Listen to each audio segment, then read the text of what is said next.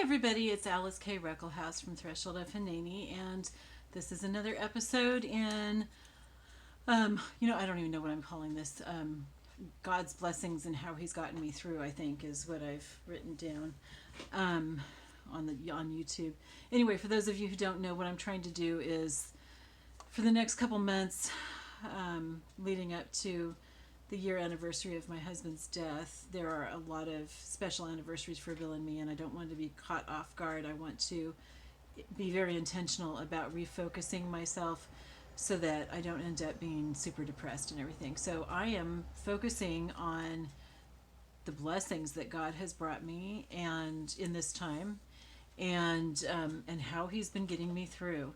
And I'm hoping that this will also, well, I'm sharing it just, because you share things with your friends, but I'm hoping that it will also be an encouragement to you, with whatever you're going through, to see that God really does bring us blessings during those times, and He prepares us in ways that we don't realize for the tragedies that He brings into our lives, or just even just the hard times that He brings into our lives.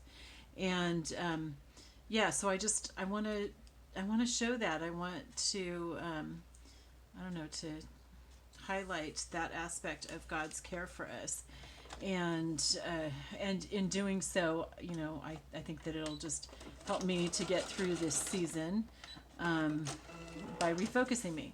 Okay, so what I've done is I've written down. I kind of brainstormed one day, and I keep adding to it. This may go on for more than 2 months, by the way, I don't know. Ways that God has blessed me and some of the things that He's done to help me get through. And it is really working, you guys. I'm not depressed. I'm feeling better than I was before because I'm focusing this way, and sharing about it is really helping too. So thank you for listening. Okay, so I'm just pulling one out of my list, and this one is that I got to love and be loved. I remember before Bill and I met, I remember telling God, I just want to know what it's like to love and be loved. Not somebody just loving me, but me loving them too, and to be loved back, because I had loved some men who were not nice to me, who were not kind, and I wanted to know what it was like to love each other, to have that mutual love. And I definitely got that in my relationship with Bill. We loved each other so much, and we talked about it a lot. We often talked about how much we loved each other. It wasn't just, ooh, gooey gooey, I love you so much kind of thing. I mean, we did that too. We said I love you a lot. I think one time we figured we must say I love you 30 or 40 times a day at least, because we both believed very strongly that it's important to say I love you a lot and mean it. And it's just really important to do that. And so we did. We said I love you all the time, and it wasn't just a habitual, meaningless repetition kind of thing. We always said it with meaning. We just really loved each other, and we talked about it a lot. We talked about how much we loved each other. We talked about how, even though we were going through a really hard time financially, and it was frustrating and sometimes kind of scary even, that we felt closer to each other because we were going through it together, and that neither of us probably could have gotten through something like that by ourselves, but that having each other made a big difference. And so we talked about that a lot. We talked about what we loved about each other. And one of the things that Bill loved about me was kind of funny. He loved that I was such a mess, because then he had somebody to take care of. Because sometimes I'm just kind of not very smart. I am a smart person, but sometimes it doesn't come out in the way that I act or what I do and stuff. And so, but he loved that. He loved taking care of me, and I loved taking care of him, though I didn't have to take care of him in the same ways. He had to help me think sometimes. I can't remember what it was that I was Yeah, I don't remember what it was. Just recently that I was thinking, oh, Bill would have taken care of me with this, and I have to take care of myself. How am I going to do that? Um, but yeah, we loved taking care of each other, and we talked about that a lot too. How we enjoyed meeting each other's needs. We enjoyed being there for each other. Um, Bill said that his favorite thing in the world was to sit and talk with me, and that was probably my favorite thing too. Um, and so I would often bring any work that I had, anything that I could do out in the kitchen or the living room, I would bring out with me so that I could spend more time with him. Because, he was starting to slow down, and kind of retire. He had stopped knitting his sweaters, and just a couple months before he died. And so he was, spending a lot of time looking at Facebook on his phone and stuff. But, that was okay. If that's what he wanted to do, then that was fine with me. He was 78, and I felt like he had worked really hard all of his life, and he deserved it. And he was also working at Walmart. He took a job at Walmart as a custodial guy. And he was doing that, right up till the end. He had done it for just a little bit less than 6 months, and he actually really enjoyed it. It was kind of funny because, he was a really creative person, and he was very successful as an entrepreneur. And, we sold his sweaters internationally. And,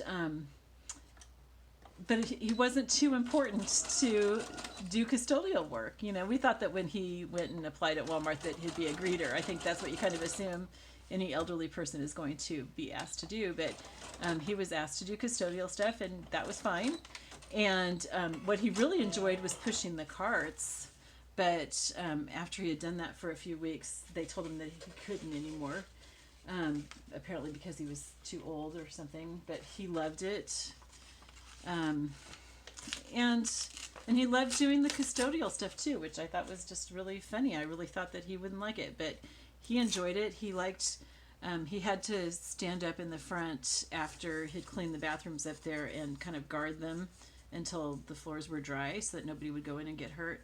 And little kids would be standing in line with their moms, and he looked kind of like Santa Claus. He had a full head of white hair, and he wasn't fat though.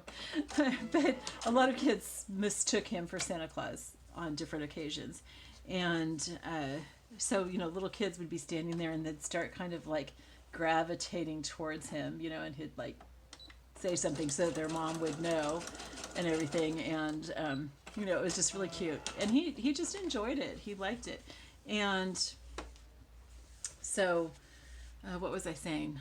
So anyway, I was saying that because I didn't want you to think he was lazy, because he was, like spending time on Facebook and stuff. He wasn't at all lazy. And I mean, here he was 78 doing custodial work. That's not lazy. But yeah, so I would try to do, whatever I could out in the living room or kitchen if he was home. And I'd try to save the stuff that I had to do back here in my craft room, where I was going to be away from him. I tried to save as much of that as possible for when he was at work. And, and then like when I was teaching my classes, my VIP kid classes, he would be in the kitchen, but he could hear me because I talk pretty loud. I mean, you have to talk kind of loud so that people in China can hear you, right? And, so he would send me messages on Messenger, asking me questions about who was that you were talking to, and what were they doing, and what were they saying, and and after my classes I would always have to go out to the kitchen. Wouldn't have to go, I loved going out there. I'd go out to the kitchen and we would just sit and talk, and I'd tell him about all my classes, and and he knew my students even though he never saw most of them, but he kept track of their birthdays, and he had a calendar that he kept track of their birthdays on. And so he would get cupcakes for them for their birthday, and he would bring them in with a candle on it, and we would sing happy birthday to the kids. And he loved that. And he said at least a couple times a week that he loved my job with VIP Kid because we were learning so much about China. And we were. I mean, it was very cool, all the stuff that we were learning. It was just really neat. So, it's like He was seriously everything to me.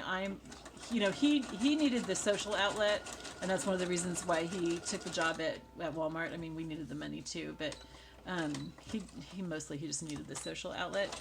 And whereas for me, it's like he was enough for me, and I didn't really need to be around anybody else. And it was just nice being loved. It was nice being cared for, and it was nice being his number one, and he was my number one, and we had a really incredible marriage. I mean, so often while we were married, this isn't just after he died, but while we were married, people would say to us, "You guys have the best marriage I've ever seen." And I really do think that we did. We had an incredible marriage. It was just awesome.